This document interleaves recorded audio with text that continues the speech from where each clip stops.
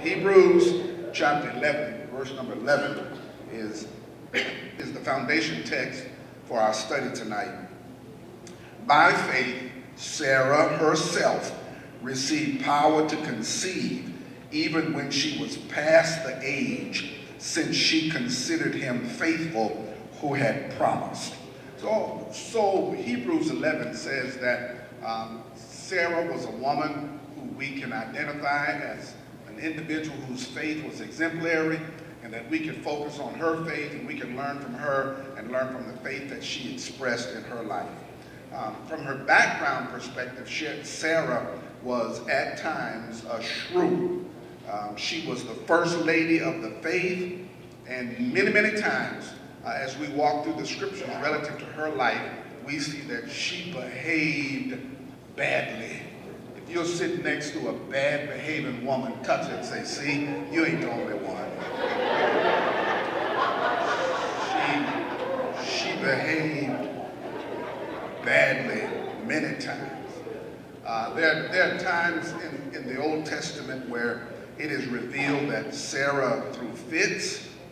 Sarah was seen to be a manipulative woman, and at times she was known to even be mean. And all of us are familiar with this kind of character. She was,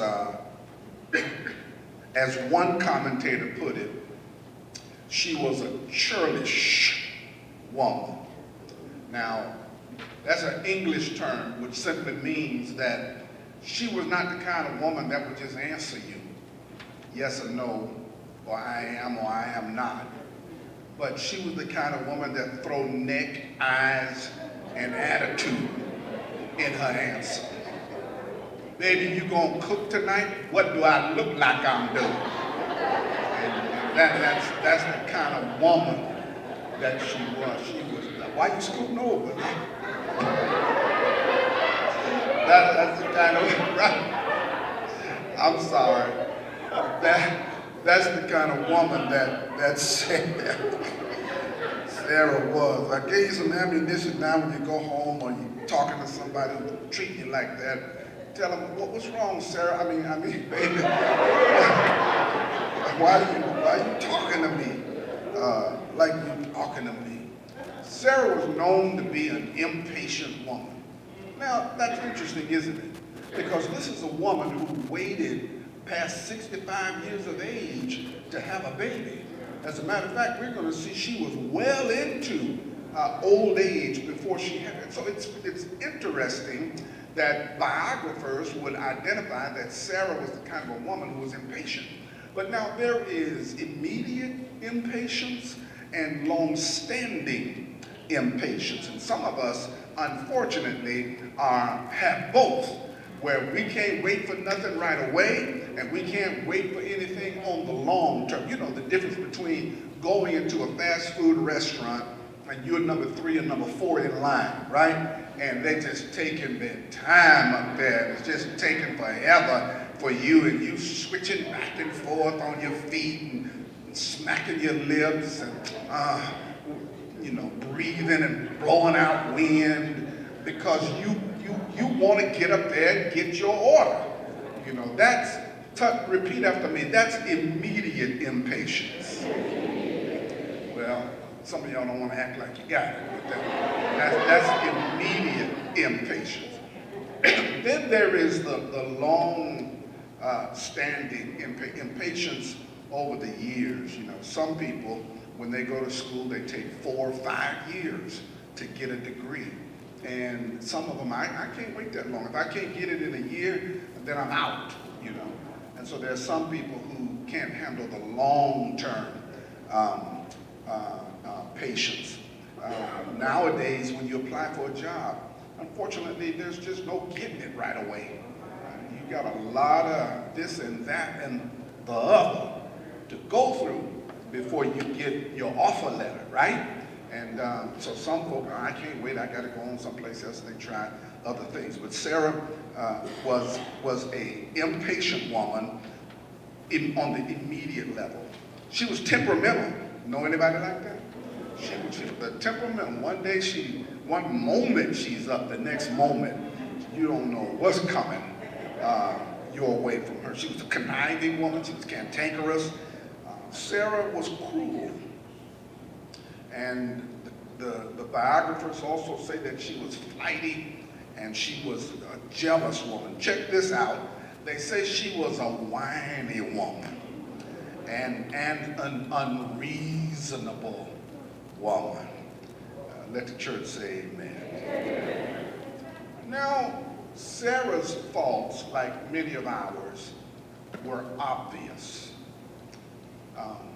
The bottom line for Sarah is that she was a fallen woman. And so are you, and so am I. Well, one of the reasons, or one of the things that keep us away from conflict resolution in relationships with one another is that when somebody does something to us, we have a tendency to want to act like they're all bad and we're all good. I know I ain't gonna get no help. But what will help you in conflict resolution is always keeping before you that the individual I'm dealing with is fallen, and so am I. All have sinned and come short of the glory of God. And since I have sinned and come short of the glory of God, part of my personality is so marred that it keeps me from having peace and proper relationships in perspective. So there are times when things are going wrong in a relationship, and rather than saying, you know what, I may have contributed to some of this because I'm just as fallen as they are, we seem to want to point the finger out there at them and indicate that, you know what, this is all about you. And the fact of the matter is it's never all about somebody else. Adam is a part of it. The devil is a part of it. You are a part of it. We are a part of it. Fallen humanity is a part of it. It's never just one person's fault. That's why Jesus died on the cross, and it was so agonizing. And what was most agonizing was that statement that he made, my God, why have you forsaken me? And the reason God forsook him was because God will not commune with sinful humanity. And Jesus was the sacrificial lamb for you and the sacrificial lamb for me. Anyone who doesn't have the motivation to get things right ought to remember that not only did Adam sin, but you did as well, and I did as well. She was a fallen woman. Her faith at times grew weak. Ever been there? I believed that God was going to do this, and God was going to make something right. I believed it, but I don't see anything changing. I don't see anything turning. And there are times in our life when we trust God and believe God, but we're just wondering whether or not we're believing him in vain. Her faith grew weak. Do me a favor. Tell your neighbor, she ain't the only one. She ain't the only one. Not only did her faith grow weak, but her heart grew faint. Have you ever invested in something? I don't just mean put your money into it. I mean you put your heart and your soul in it. And it just looks like what you have emotionally invested in is not going to come to pass. There is no hurt on earth like the hurt in your heart. And Sarah had that kind of hurt. If you think in terms of what she was vested in, Abraham was going to be the father of the faithful. And the promise, as we'll see later on, was not just to him, but it was also to her. Abraham tried to slide out of it in a conversation with God, but God quickly reminded him I'm about to do what I said I'm about to do. But I ain't just doing it to you. I'm doing this to Sara as well. And all of us in here at some point, and if you haven't, keep on living. When you put your heart into somebody, put your heart into your children. Won't they break your heart at times? You put your heart into a job, put your heart into an issue, and your heart can be broken because this world is fallen just like we are. Sara had to face the fact that the world she was living in and the life that she was living was a struggle to her. Her own heart took her astray. And if that was all that we knew about Sara, then we might be tempted to label her like some of the other biographers that, you know what she is. She's a battle axe. That's what she is. She's a battle axe. Now, you're looking at me crazy. But even in the church today, we got some battle axes. Amen, Pastor. We got some battle axes. And I'm going to tell you, all the battle axes are not women. We have some male battle axes. And I will tell you, as a pastor of a church, ain't nothing worse than a male battle axe. Preach, Pastor. I'm doing the best I can. But Sarah's story doesn't end there. There was much, much more to Sara. Much more in terms of things that would weigh on her heart, challenge her faith, and make her weak in her spirit. But Sara had some important strengths, as well as the weaknesses, the glaring weaknesses that we mentioned. She is commended both for her faith and for her steadfastness. Sara is commended for her faith. By faith, we mean her trusting and believing in God and supporting the conversations that she had with God and believing that what God promised, God would do. She's commended for that. Hebrews chapter 11 says that she was a woman of great faith. And she's listed in that with other men. And there are just a few women that are listed there. But she's one of them that is listed. But not only for her faith, also for her steadfastness. Now, you say, well, Pastor, as flighty as she was, how could she be classified as steadfast?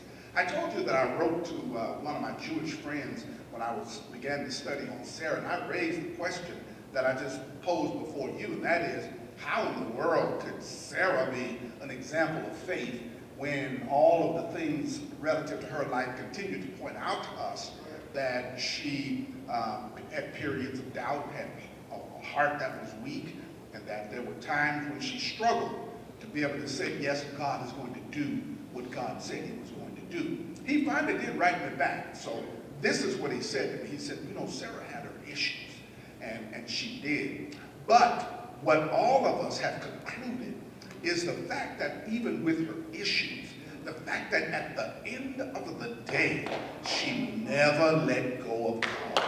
No matter how hard or how difficult it was, she never, ever, ever let go of God. And she gives us a template that things can go bad in our life and we can have trouble and we can speak truly about those issues that are bad and troublesome in our life, but hold on to God. So the next time that you have some trouble in your life and you say to yourself, I'm not going to church this morning, you remember Sara, she was steadfast. The next time that you lay down on Saturday night and you have an argument with somebody and say, I'm not going up to the church tomorrow morning, you remember Sara. The next time your heart is broke and you say, I feel too bad to try to go to the church house, you remember Sara. She was a woman who held on to her faith and she had an attitude of steadfastness. The full spectacle of Sarah's amazing faith doesn't really become apparent until we contemplate the many seemingly obstacles that she has to face relative to that faith. Sarah and Abraham were brother and sister. Abraham was Sarah's half-brother. Genesis chapter 20, verse number 12, you can write it down. This is what it says. Abraham describes for King Abimelech his relationship with his wife. Verse 12, he says, besides, she is indeed my sister, the daughter of my father, though not the daughter of my mother. And she has become my wife. Terah, who was Abraham's father, was also Sarah's father. Sarah was not only Abraham's half-sister, but she was 10 years younger than Abraham.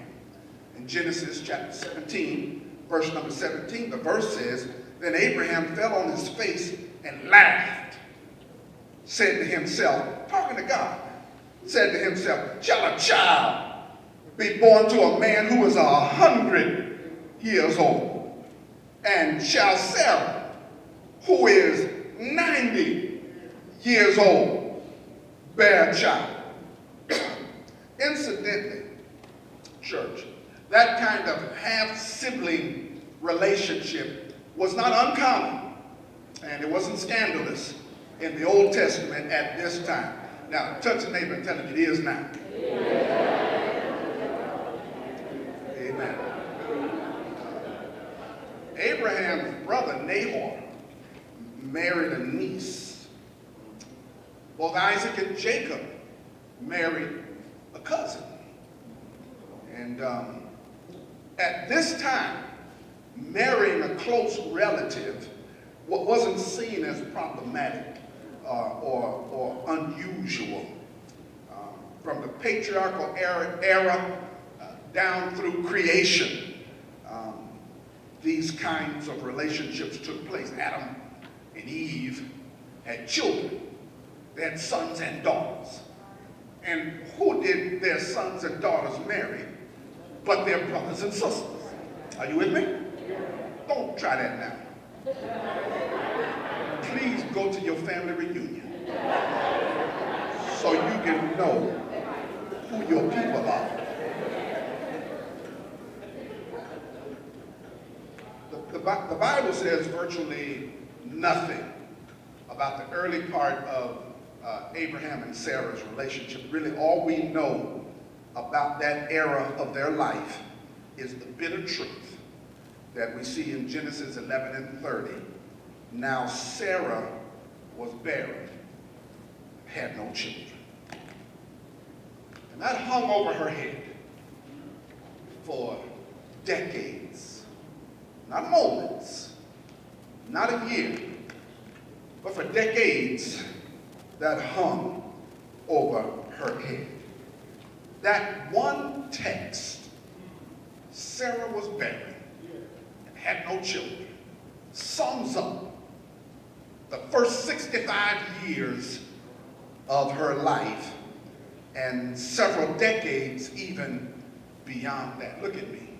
Repeat after me. Sarah, I feel your pain. I feel your pain. No wonder Sarah exhibited flashes of frustration, flashes of resentment. Likewise, the biblical account of Abraham doesn't begin until he is 75 years old. All we're told about Abraham up to that point is that he was born and raised in Sumeria, in the Mesopotamia region, which is at the confluence and the conversion of the Tigris and the Euphrates River. Do you know what is at the confluence and the conversion of the Tigris and Euphrates River? It's modern day Iraq. That is where God covered, shielded, and shadowed the Garden of Eden. And if you could go there today, identify it and find it, you and I could be millionaires. I said you and I.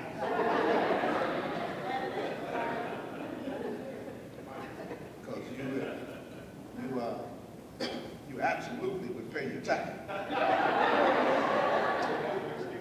That's right. 75 years of age, the Garden of Eden. The government that they were a part of was a superstitious theocracy based upon the worship of a moon god.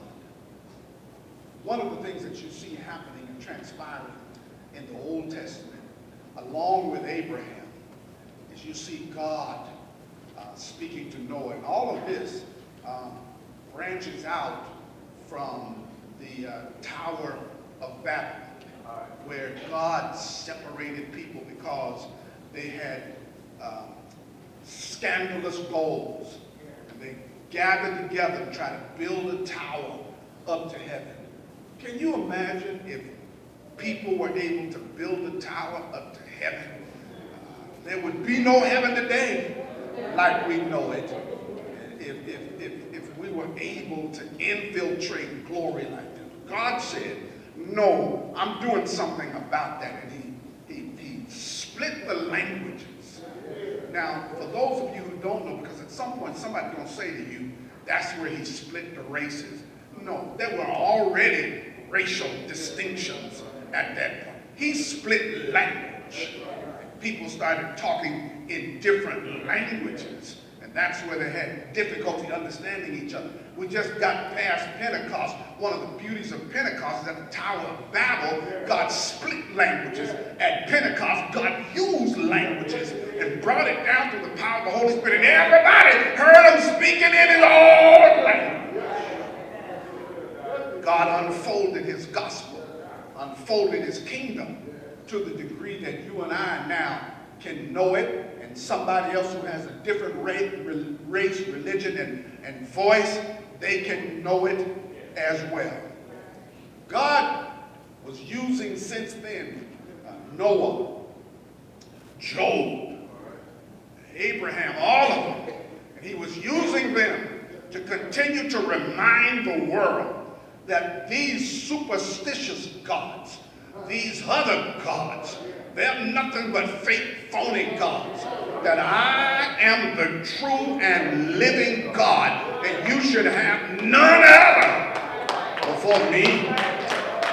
So he moved Abraham and Sarah, and he told them, I want you to get out of this place. Terah, his father, and his cousins, tell me the name of one of his cousins. Lot, his cousins, all of them got up and were moved out of Ur of the Chaldees, and they became nomads. So now you got the answer to your question.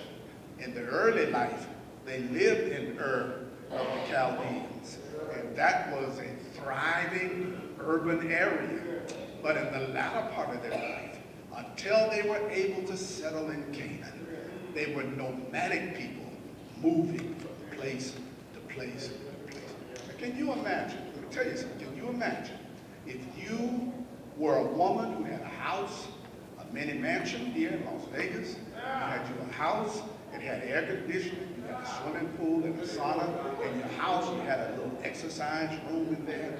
You had your own cook like Oprah to come to your house and make your meals for you. You had people who would come and clean your house every 3-4 days. They would make up your bed for you, and they would do your wash, and all of that. And then you get married to this man, and he's prominent and prestigious in the community.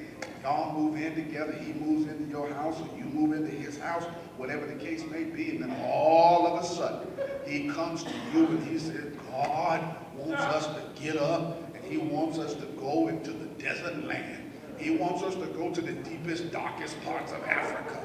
And he wants us to be missionaries in the deepest, darkest parts of Africa. He wants us to go to places where there is no house. That we got to build huts. And in order to be able to live. And we won't be stationary. We'll be going from place to place to place to place. And not only did God tell me to go, but he wants you to go with me now. Up it up. And, ain't no sense in packing nothing. Not all we can take is what we got on our backs. And we're going to leave tomorrow. We're taking the last plane in that place, and God said there won't be another plane out of there for about 50 to 60 years until we complete what he wants us to do. Now, some of y'all immediately would get a divorce. But contrary to popular belief, Sarah was eager. Sarah was excited. Sarah welcomed the challenge before her.